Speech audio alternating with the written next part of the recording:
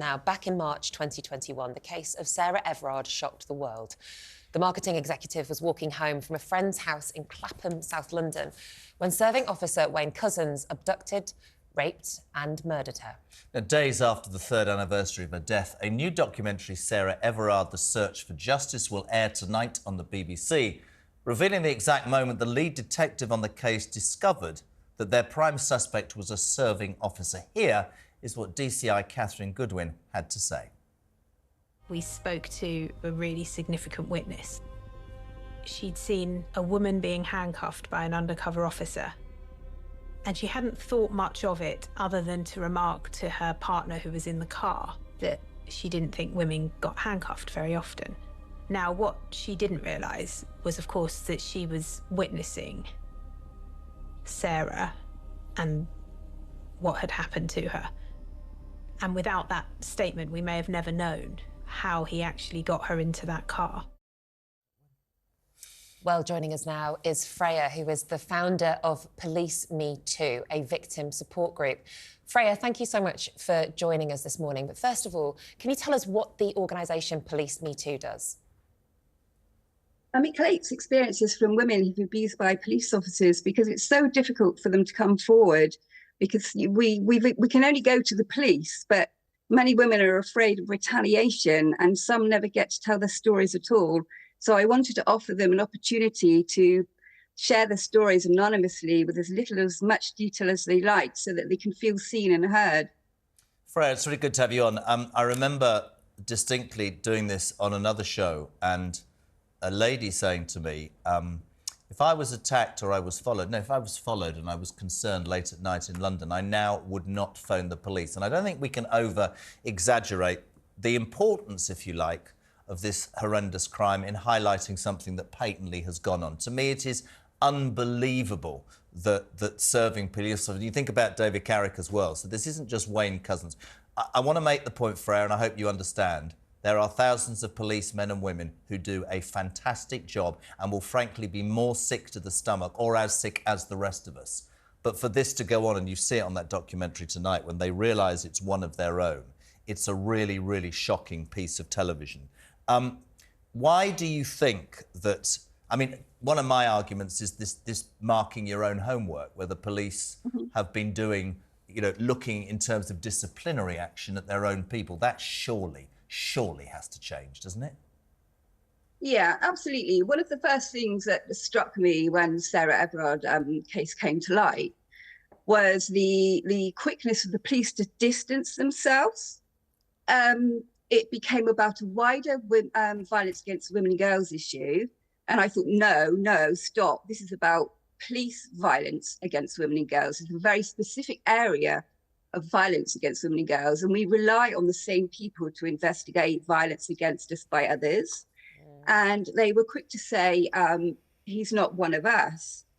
But news moves very quickly. And it was only 6 months previously that we had Claire Parry. 6 months previously, before Sarah Everard's death, we had a Dorset police constable admitting that he killed her, he strangled her in a pub car park.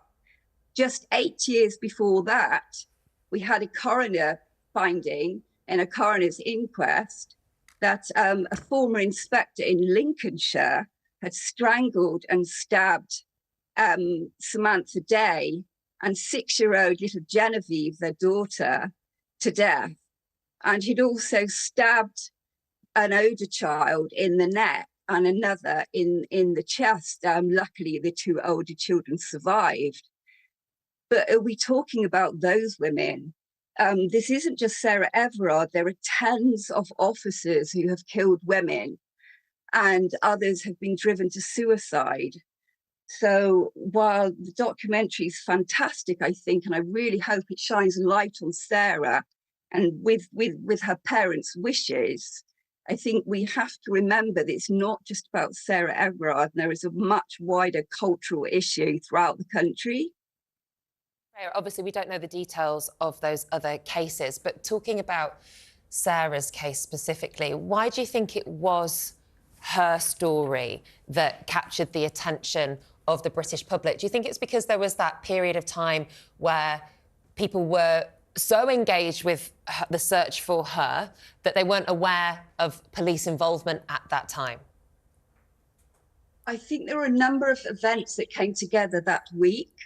I can't remember all of them, but for instance, her death or when she went missing, it happened in the same week of International Women's Day.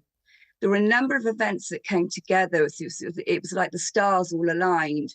So I think it threw the case really into the public light. I think, Fred, if I can jump in, I think that the way the police policed the vigil was also another reason why it was catapulted into the stratosphere, and quite rightly that it is. I absolutely agree with what you're saying. The tragedy for her and her family is untold, but there are other examples as well.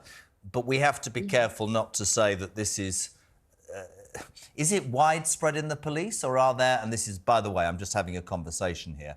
I'm not saying that anything like that is in any goddamn way acceptable, but I think we have to be careful for the thousands of policemen and women. I really want to make that point. I know a lot of people will have lost trust and faith, and I get that, particularly women. I understand that. But do you think... I think it's also important that we say that as well. Do you think that there is, though, a more widespread institutionalised issue with whistleblowing within the police, with calling out misogynistic behaviour that could lead to criminal activity? Yes, I think it's widespread. There's about 170-ish stories on the website now, and they spread over at least 38 forces. I say at least because some women are too scared to mention the force, so they prefer not to say. And this isn't just recent. It goes back. Some women are speaking about their cases 50 years ago, but they're using the same words, the same terminology. And it's also not just civilian women, but women police officers, serving women police officers. And there's a couple of sites from men on the site, and they've whistleblown. And this isn't just about violent police officers, it's also about police management. You know, we have to get to the root of corruption, because we have had police speak out from within the organizations about wrongdoings, and they are the ones who have been retaliated against because our whistleblowing legislation is not adequate to protect them. And that's a shame, because clearly there are officers doing good work, and there are officers that are blowing the whistle on things that shouldn't be going on, but they're not being treated properly. Freya, thank you so much indeed. Freya from victim support group Police Me Too. We threw out there, Nick, a new documentary about the Sarah Everard case. Do watch that on the BBC tonight.